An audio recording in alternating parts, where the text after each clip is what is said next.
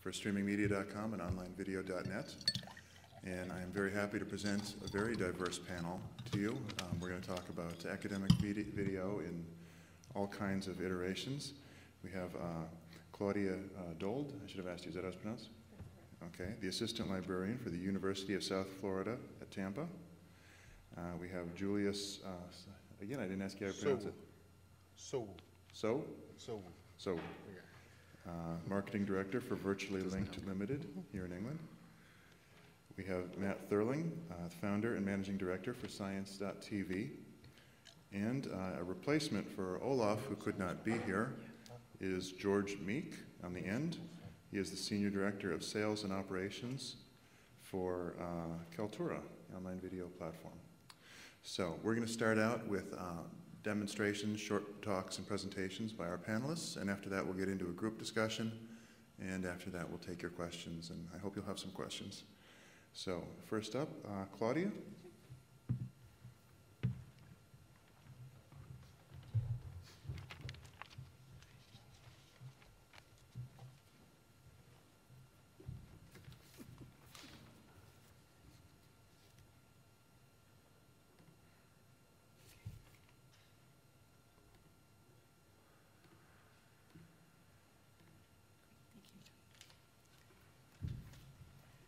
It's a treat to be here in London. We don't have London weather in Tampa. I am the librarian. Oh, okay. Can you hear me now? Yes, okay. I am a librarian at the University of South Florida, in Tampa. There we are. In the Louis Delaparte Florida Mental Health Institute Research Library. Students who frequent my library come from departments associated with a variety of helping professions. Those include aging studies, criminology, mental health law and policy, psychology, rehabilitation and mental health counseling, social work, and sociology. I create videos as an extension of my teaching role as university faculty. While the professor is responsible for program content, academic content in a course, I'm responsible for providing education and research skills so the students can do their coursework. And for that reason, video is an ideal medium for me. I can perfect my script, I can plan the visual content, and then use appropriate examples for my target audiences. Students can access these videos around the clock when they need a brief refresher or when I'm home sleeping. The novelty in this approach is in offering targeted videos to a particular class or a particular group of students. These videos are part of the curriculum in a variety of courses, just as much as a textbook or required readings. My videos basically fall into two units. There are basic videos and advanced videos. Basic videos are intended to make students comfortable with fundamental library skills. These videos are about 5 minutes long. I suggest that students get a glass of milk and a couple of cookies, watch the videos, and see how much they already know about researching at the college level. Advanced videos are more intense and last about 10 minutes. These were created in a series covering essential topics in research and writing for thesis students at the graduate level. This series was planned and produced in collaboration with 2 department chairs to improve the level of research for their graduate students. So here's a clip from a basic video. Not quite so fast. Here. Down here are these are some of the basic videos. There's an introduction to the library, which includes a map so people can find it. Interlibrary loan process, citation linker, which is a very useful tool. When you don't have a hyperlink, you can click on this citation linker and fill in your bibliographic information. And then the catalog will search for you for first an electronic copy within the university, second a paper copy, and if you don't find that, it will request it through interlibrary loan. So it's a very useful research tool. Organizing your research paper is actually the video I want to show you. Among the more advanced topics, tips for conducting a systematic review, citation searching in Web of Science, finding tests and measures, performing legal research. This is much more demanding work. So, okay, let's see if my video will start. Organizing your research paper. Refining your topic. This video addresses some preliminary tasks in writing a paper. How to think about the concepts, and how to structure a search in the published literature. Each search is different, but I want to present general strategies that may help narrow and define the search topic so the student can write a paper, not a thesis and not a book. I start my thought process with the simple questions: who, what, when, where, why, how many, how much, and why does it matter? These questions help me focus on an aspect of my topic and parse the field to a searchable set of terms. Let's look at a big topic: the psychosocial aspects of genocide. Genocide continues to be a significant threat to the health of populations in the 21st century. It has been the leading cause of preventable violent death in the 20th and 21st centuries. Besides, let's just suppose it is an assigned topic and I have to write a paper on it. I decide to study the destruction and diaspora of Armenians by the Turks at the end of World War I. First, I need to define the terms genocide and psychosocial aspects. To find a good working definition of genocide, I look in a reliable dictionary. The Oxford English Dictionary, the OED, gives an historical view of the use of the word. The OED makes clear that the word genocide was created or first used in 1944, but the term seems applicable to all acts of deliberate and systematic destruction of an ethnic group or nation. I might look further to the global community and examine the Convention on the Prevention and Punishment of the Crime of Genocide, approved by the United Nations General Assembly in December 1948, which made genocide a crime under international law. I repeat this same search in the OED for the term psychosocial, to be sure I understand the term and use it appropriately. Now I need to know more about the Armenians and the Turks. That is, the who question. Some quick research in a good encyclopedia, my favorite is the Encyclopedia Britannica, will reveal the what, forced migration at gunpoint, and death by starvation and disease of many Armenians who were expelled from Turkey. When? 1915 to 1923. Where? From Turkey to the deserts of Syria and into Russia. How many? Between 1 million and maybe 1.5 million or more across all ages. We really don't know.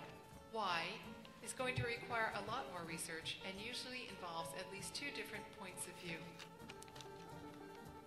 Now back to my assignment, the psychosocial aspects of genocide. Well, which psychosocial facet? Personal violence against? Degradation? Trauma? Denial? And on which segment of the population?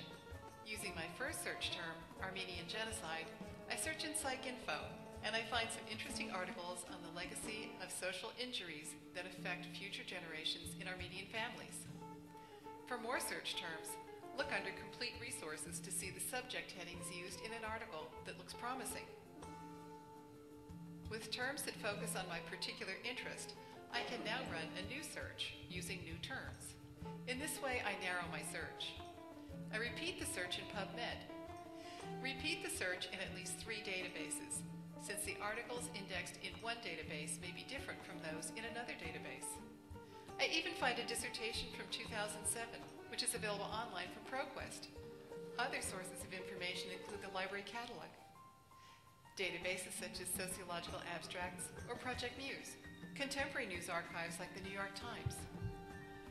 As a rule, I open a new bibliographic file for each paper and save the citation information, the database source, and the abstract. Learn how to use the Write and Cite feature in RefWorks. The program has very good tutorials.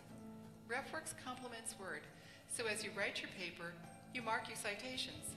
When you have finished your conclusion, RefWorks will format your bibliography in the format you designate. If you're unsure of your search strategy or how to proceed in your research, you can always ask a librarian.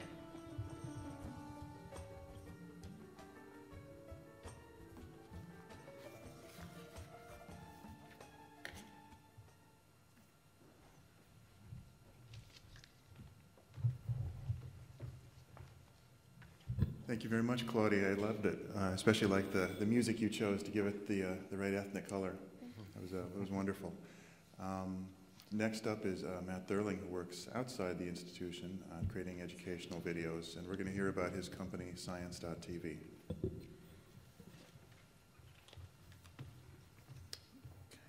this set up. Oh, that's Jemima's birthday. Well, now we all know. She's lovely, Jemima.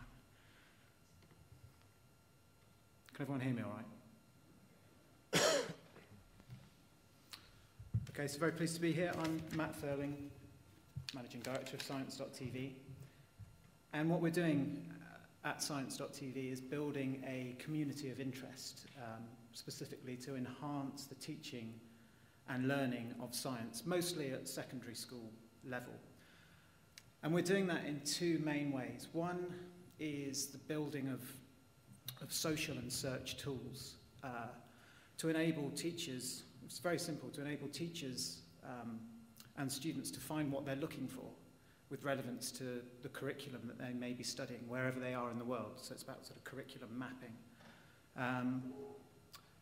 The other side of it is enabling our audience, which again is mainly schools, to create their own videos so that they become an active part of this community of interest. So looking at the search side of things and these specific tools, I think there's a specific need for tools for this niche audience, because when you're studying science, you're looking at information in a different way. You're looking at it from a perspective of just kind of needing to take on a concept. And the best way, I thought, to demonstrate this would be, say you're studying anatomy at secondary level, and you need to know how the muscles work. And if you type muscles into a generic search engine like Google or YouTube, you're probably going to get someone trying to sell you steroids. But what you actually want is something that explains it to you, explains what you need to know. Now, books, when it's something like that, aren't very useful. The diagrams in books, a lot of kids can't really engage with that. So it'd be really cool if you could find something like this, and I hope this is going to work. This is James, and this is what he would look like if you peeled his skin off and started to look at the things underneath. This muscle here is called triceps. It actually has 3 heads somewhere up here, which is why it's called triceps. And this extends the elbow or straightens it. Around the other side, which is bring you round, this is biceps, which is a muscle you've probably heard of. It has 2 heads up here in the armpit, which is why it's called biceps. And biceps has a tendon coming down here below the elbow, that if that tendon, if that muscle contracts, it will flex the elbow. Would you like to show us that? And you can actually see the muscle doing that. So if you extend and contract and extend and contract, you can see biceps actually moving underneath the skin there. So we've made some of this content. We're trying to make stuff that maps directly to curriculums, but the problem is obviously that it's expensive. Now, it's not expensive because of the cameras. The cost of cameras is falling. It's not expensive because of the cost of editing. It's the cost of sustaining like that quality of idea. You know, it takes a while to come up with that way of explaining it and getting it nice and concise. So the answer to that is obviously user-generated content. And so the other side of this is what we've been doing is working with schools. Now, schools are, or could be, little production houses in themselves. They're getting ever-increasing quality and amount of kit. They've got kids. You know, in every school, there's an After Effects genius, there's an editing genius, and there's people that have got really good ideas within schools. So with just a little bit of craft about how to put together video content, you can get each school producing content and producing this stuff and filling up the curriculum, and then via the search portal, they can be sharing it with other teachers of their own content, third-party content, and teachers can see how useful it is to each other and constantly add to the value of it. And I think this is particularly important in science education, particularly because more than any other subject, science suffers from this need of education to constantly assess students and put them through exams and put ticks in boxes. And science is not about that. Science is about curiosity and experimentation. And for 99% of people, that gets killed very early by this need to assess. So I'm just going to show you another quick example, which is really trying to put that role of the experimenter, put the curiosity back into science.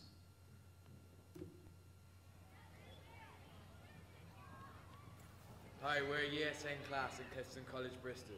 We wanted to test whether playing video games improves our hand-eye coordination.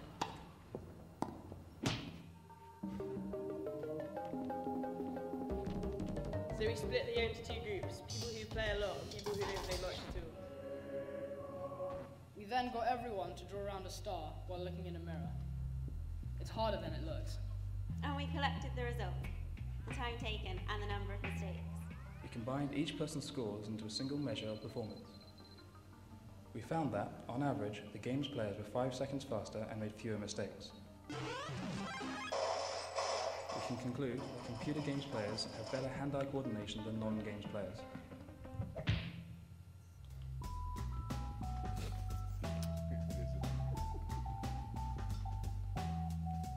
I was going to talk for this audience about the potential of live streaming as well from schools, but I think, because I don't actually know what I'm talking about on that front, I'll move on and let someone else take the stage. Thanks very much.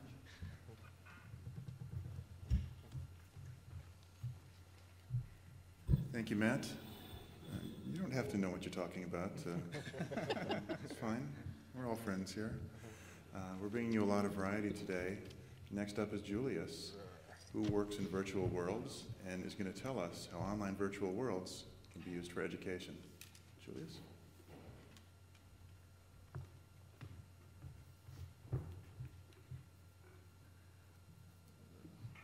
Escape. What? Escape. Escape. Good afternoon, I'm Julius Soul. I work for Virtually Link London.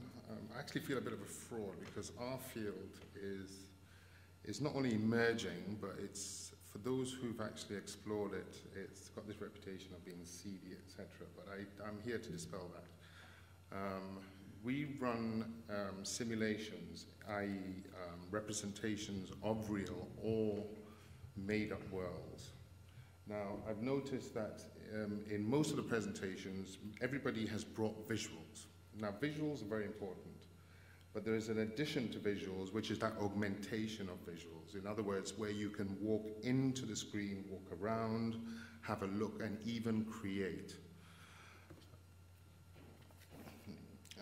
We've partnered with London Metropolitan, who do this kind of work, and because we don't have the capability, we've handed this kind of work to the students, so the students themselves can actually create these environments to explain.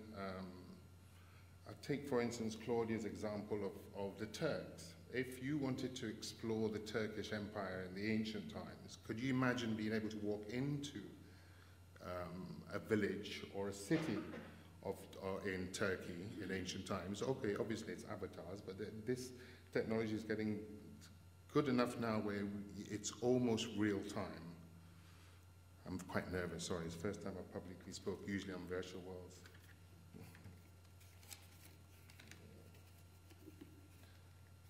Right, I'll pick up on something Olaf said about the engagement and observation. He said it was observe and experiment, I think is what you said. No, it was, what did you say? You said curiosity and experimentation. And I would say more important than that is the observation. Now, if you're looking for data, and as a student, and you go to the normal places, you Google it, you have a look. Okay, occasionally they give you media clips or whatever. But imagine if you could have a situation where, like I said with the Turkish situation, you could go into that environment. You see the arm we saw there. If you could actually walk around that arm, move one muscle away, and see what the difference would be if you were learning biology, for instance, it would help you in your teaching, depending on what level you are. I'll show you a short video just to show you what virtual worlds looks like, if I can get out of here. Just close that down if you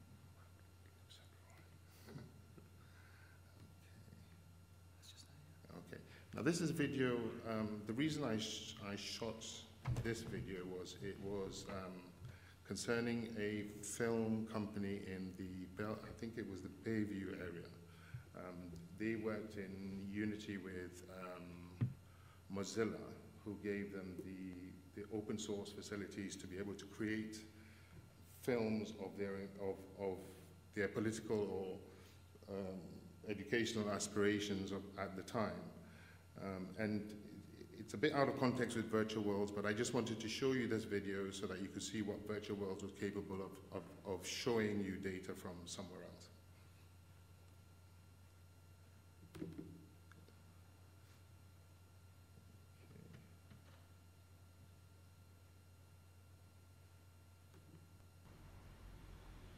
Oh, hi. I came in see Claudia yesterday for the keynote, which I asked him about how much time I had, and explained to him that to express my views on future learning with streams and indeed how I saw it integrated in an augmented manner in virtual roles, etc. I told him that I'd be doing this presentation. As you can see, this is outside Prince of Wales in Kensington. I think some of you might have come up there. Actually, this is a wrong video. But it shows the capability that you can create an environment that you can go into and stream in data from outside for the individual to have a look at.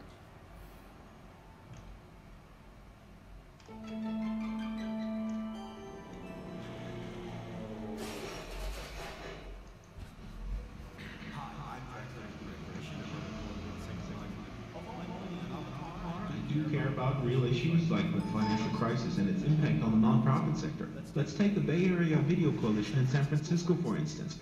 BAVEC trains thousands of students in digital storytelling. They run this fantastic Producers Institute every year. They're trying to narrow the digital divide.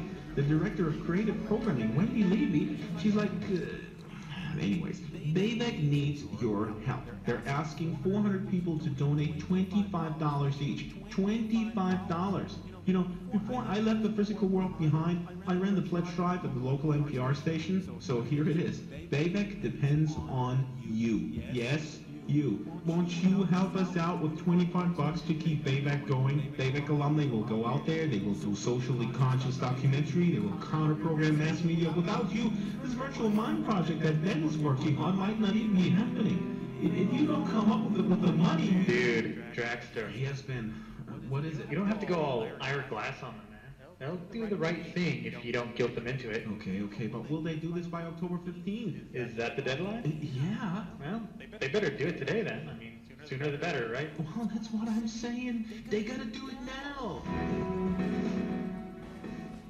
Yeah, so they need sponsorship. And I hope that also gives you some insight into how we do use Second Life for the future of education and streaming.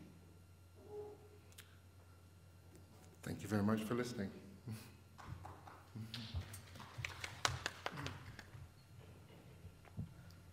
Thank you, Julius. Very interesting.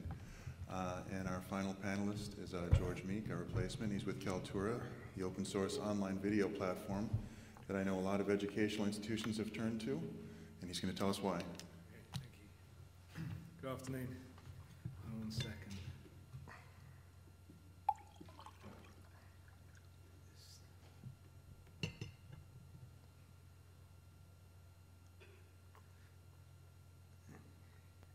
I'm afraid I haven't got any video. I've just got some boring slides. Obviously, as a video company, we should have video. But today, I'm just going to take you through some slides. My name is George Meek. I head up the sales and operations for Keltura in Europe. We are actually the world's first and only open source video platform. Hold on a second. I want to tell you a little bit about our company.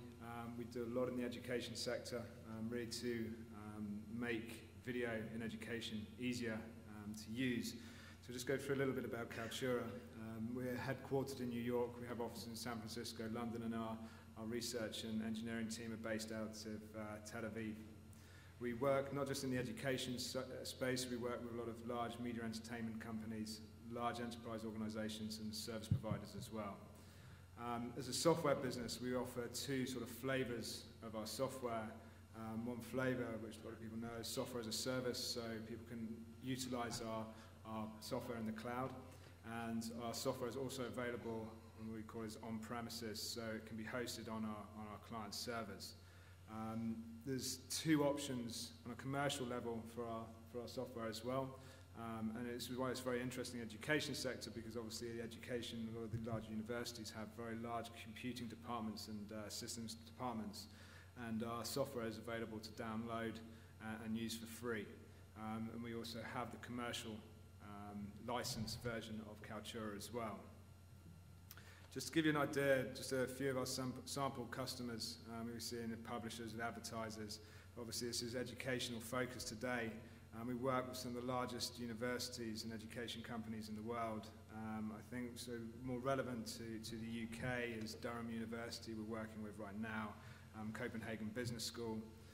What I'll do in a minute, we'll go through in some more detail exactly what we do for these universities.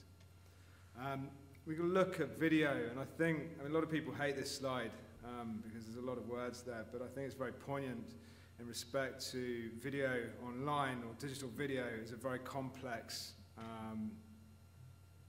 solution to deliver. And a lot of people think it's very easy. You look at YouTube, you click on, you upload a video and off you go, but you've got to look in the background of what's actually going on there. And a few of these key sort of words come out. So you're looking at the ingestion of that video, the management of that video, the metadata that's associated with the video, how you're going to manage the users around the video, how it's going to be found, how you're going to publish it, how you're going to deliver it, moderate it, just purely manage it, the different applications you want to deliver that video on. So if you take all of these words, ultimately these are what the challenges Keltura have addressed in order to help large educational institutions and smaller schools, etc., and enterprises to manage their educational workflow with video. We look at our 360 strategy in education. We have our platform in the middle, where we obviously address all those different issues. And this is where we work, is we provide video in the learning management system. So you look at the different LMSs that are used by education. You look at the likes of Blackboard, Sakai, Moodle. Keltura is integrated with these to enable the students and lecturers to manage and utilize their video without actually having to go to a third-party management platform. We manage live events. We have a campus YouTube. A lot of universities are not very keen on their videos going onto YouTube because of the rights, because of them being shared. And we have a product called MediaSpace, which basically enables you to create your own YouTube, which we'll go through in a little bit more detail. Centralize the media services. Again, large universities traditionally work on the basis of you have many different departments who have video requirements, and these departments will buy a media server here, a media server there, and ultimately it's very decentralized. What Keltura enables is to enable a centralized video management platform and reduce the cost of the management of those different media servers across the campus. Then you look at being able to manage associations, administrations, club and activities, the libraries and archives, and obviously what is very important for the universities as well as the campus websites, where they're really the front end of their business. So key educational user cases, so video for teaching and learning, video for distance education. I think we're going to see that becoming more and more prevalent. You look at education today, 30 kids in a school, in a classroom, is still dating back from Victorian eras. I think video and the capabilities of video can really start to change the way that education is delivered today. The video for the libraries and campus media teams, and then video for obviously the marketing and admissions. Just a couple of quick examples. We've got MIT Tech in the US. So they're using our video to power their video sharing tech TV site. So it's for PR. It enables them to create playlists, post comments on the video, private uploads that are restricted to themselves only, and then it's also connected into their Blackboard LMS. So the tools that Keltura provided them here with is our MediaSpace module, which we call as a YouTube out of the box. As you can see, sort of the look and feel there. Keltura as a software platform, we have over 250 APIs associated with our platform. So you can basically look at ourselves and you can take any element of the solutions we provide for video and use them on a custom basis. The live streaming, they've hosted the software themselves, HTML5 compatibility for multiple devices, 508 compliance, white label, so it goes with their branding. So it sort of goes on and on and on. Again, Columbia Business School, again, this is another example of being integrated with further CMSs, so integration with Drupal there. Again, the API integration, mobile delivery, so using them for recruitment, branding, presentation of campus events. So you sort of get the look and feel there as well. You go back into quickly looking at the LMS extension into Moodle, Blackboard, Sakai. We're also into SharePoint as well. So again, this is ensuring that video is made easy for anyone who can use it. It's really to recreate that YouTube-style video experience of click here, upload, manage, but putting it in a private environment. So you do have the control, you have that power of control of what happens, the moderation, etc., with the content. The media safe service, again, as we look at it as a YouTube out of the box. You can either do it, so you can either enable people to upload content, or it can be a closed portal itself. We've had moderation tools to ensure that the content is coming in through correctly. And it really gives you the ability to manage all the different categories, all the different topics, all the metadata around there. We do scheduling, etc., etc. So it's a huge amount of different applications that are enabled to the education institutes. Again, mobile support in HTML5, very, very key. So I think everyone now today is looking and using video on their apps, or on their different smartphones, etc. Applications for education. So it's key to be able to not only just have that video delivered to your website, but your connected device, to your iPad, etc. So with Keltura, what we do is we can take a single video and then enable that to be distributed across all of those different devices at the click of a button. So again, making video usage very, very easy. That's it, really. So that's Keltura. Thank you.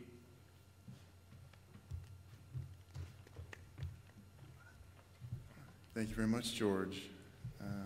Just close this up.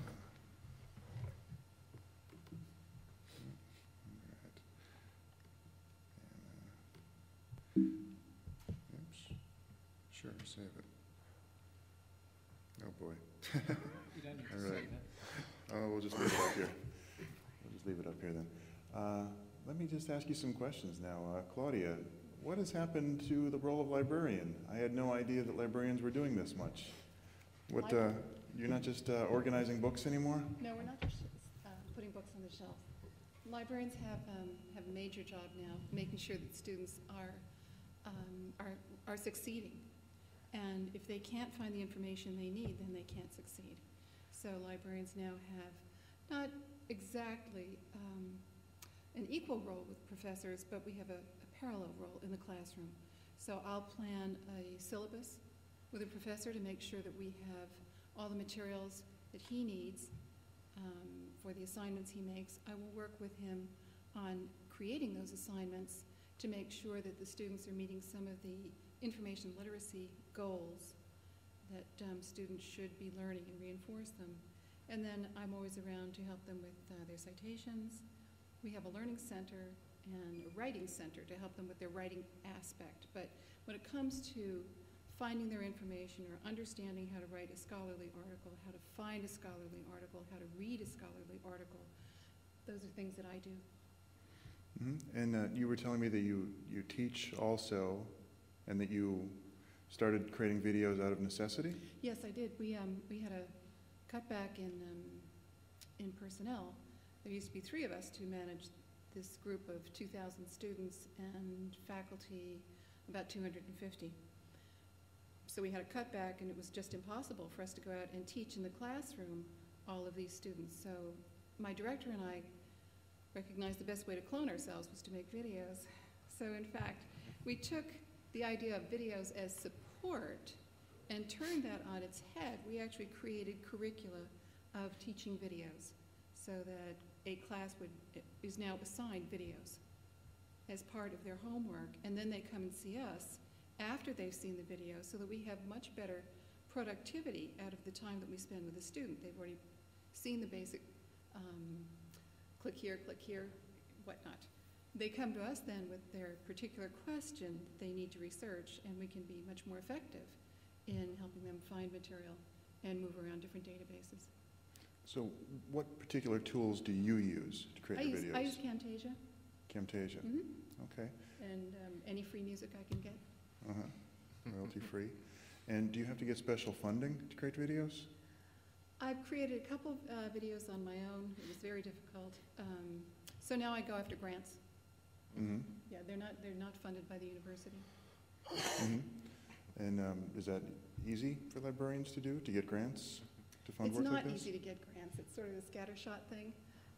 But I think when they see how when grant funders see how these videos are used in a very structured fashion to take students from a very basic level all the way up through not just their undergraduate but into their postgraduate work, they can see a value in these things.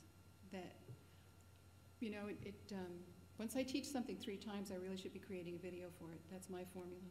Mm-hmm. How many videos have you created? Oh dear, there are 30 or 40. And can you share with us some of the particular institutions who have given you grants? All of my funding so far, well, that's not true. Most of my funding has come from my university. I have had outside funding from the Kellogg Foundation. Okay, very good. Well, thank you. George, so you were oh, I'm sorry, I meant Matt. Matt, going in order. Now, you were telling me that this is not the first way that you approached creating educational videos, right? You used to... Yeah, I did originally... Yeah, get that close to the mouth, your mouth.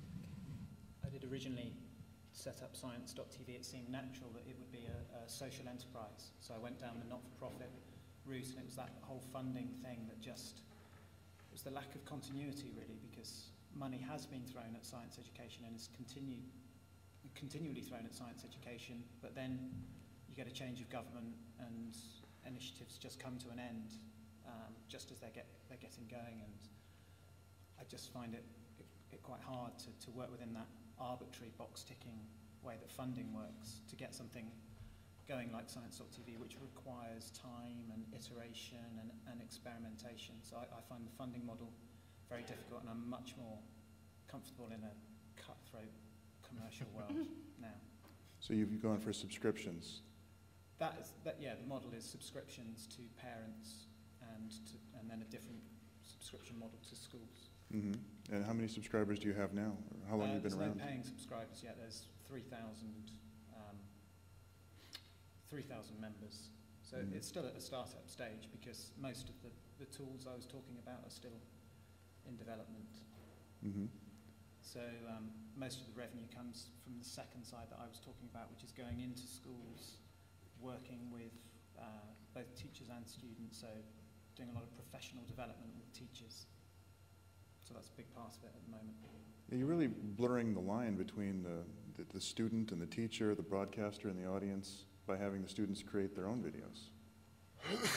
That's, in the first version of what I was going to talk about, that was actually all I was talking about, was just this blurring of the line between teacher and student and broadcaster and audience, and there's so many parallels in there. I just find it fascinating. That's what keeps me going with this.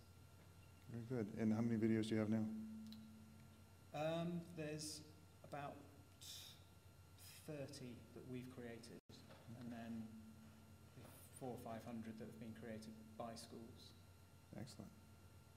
Julius? Just a minute. I have to, excuse me. Yes. I did say Kellogg Foundation. I have applied to them. Oh. I don't yet have a You don't want to jinx it. Hmm? You don't want to jinx it. No, I don't. But I have to be honest. Okay, we appreciate it. Julius? Yeah, I'm finding this conversation quite interesting because... You'll have to move the mic close to your mouth. I'm finding this conversation quite interesting because we're not actually solution providers. I would term us more solution enablers because our field is so new. I'm fascinated by the conversations that were just had because it was all to do with how to present the data. And people were talking about the video, the web page, whatever. And it brought home to me why I do what I do. As far as I'm concerned, I believed the hype when I saw, what was that movie with the one where he moves the panels and all the data comes in. I believed that hype, and I still believe it. I think our future world will be 3D, and that's where we're at now, where we won't have presentations like this, And we won't even need to come to this auditorium, but we will be there. We will present ourselves in some form or other. We will present our data in some form or another, and we'll be able to search for that data in some form or another. I can't claim to know where it's going. I can just see it now. I can see it as a clear vision as when I started doing what I do to where I am now. And today made it even the more clearer because we had slides, we had videos, and how many of you would have loved to have been able to just go in there, decide which slides to see, you talk to Claudia in a separate little room, all within that same space, or call on her later on into that space and reevaluate what you had heard. Now, most of us would have come to this conference, we'll watch it, we might see the stream later on, but we lose that interaction, we lose that being there. Some of you would have been tweeting and not even heard what we said.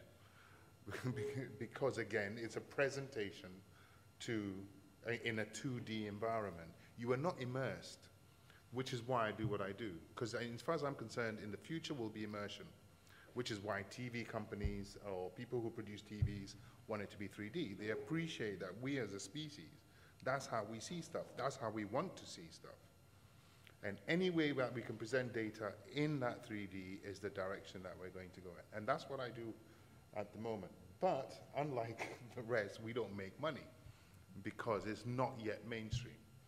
So if any of you want to come approach us, we'll enable you to take those first steps and possibly give us the ideas that we need to take it forward. I don't think the others are making buckets of money yet either, but maybe in the future. I am. I'm making that. Okay, you are? Well, Jemina will get a nice birthday present then. Julius, are there virtual worlds now that we can walk through, or is this something still in development?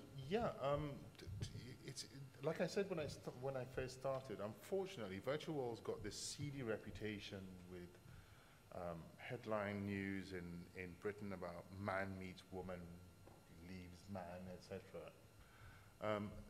There is work being done in the background with companies like Reaction Grid, who are looking for the Holy Grail. The Holy Grail is being able to place a 3D environment on your standard 2D web page without using up the resources of your computer. At the moment, the recording I did was on Second Life, which is resource hungry. Not only is it resource hungry, but it's broadband hungry, which is why it obviously hasn't been taken up by mainstream. But we'll get there. I mean, Virgin, at the keynote yesterday, Ian was talking about how his was bigger than everybody else's. And he was talking about his broadband and his bandwidth. I could see a time when the box which you call your television will be the unit that you interact with the world with, and it will be 2D. Well, I'm gonna jump onto George because we're running a little late, and I do want to hear about Keltura. You have an open source version of your platform. I know that requires a lot from the users. They have to kind of know a little bit more, but that does seem kind of perfect for an educational institution where they might have the resources to implement it, to install it, get it running. Do educational institutions go with the open source version of Keltura more, or more the commercial offering?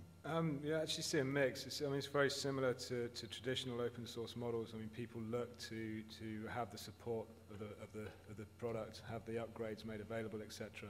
And one of the things you find is, okay, the open source product is there, which enables people to do all this sort of stuff I talked about in the presentation. But in addition to that, you've got to look at the fact there are a lot of different extensions to the software, which ultimately are commercial basis, and so we tend to provide the support and services around those. Mm-hmm. But it really is an enabler. It's not only they can run it on their own hardware, we also have instances in the Amazon cloud, in Rackspace cloud as well, so people can just literally get themselves up and running tomorrow. Very good. Well, I know we're running late, but does anyone have a question? Maybe one question before we go? Anyone? Okay, well, a hand for our panelists. I really enjoyed this. Good job, everyone.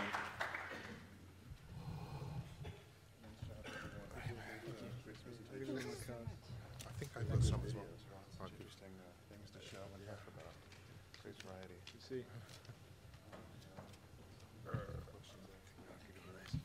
I'll give be one of mine. And that's as well. mine as well, that is. Is it? Yeah, you can have it. Well, you can afford it. You're the only one in the company. What's that? You're the only one in the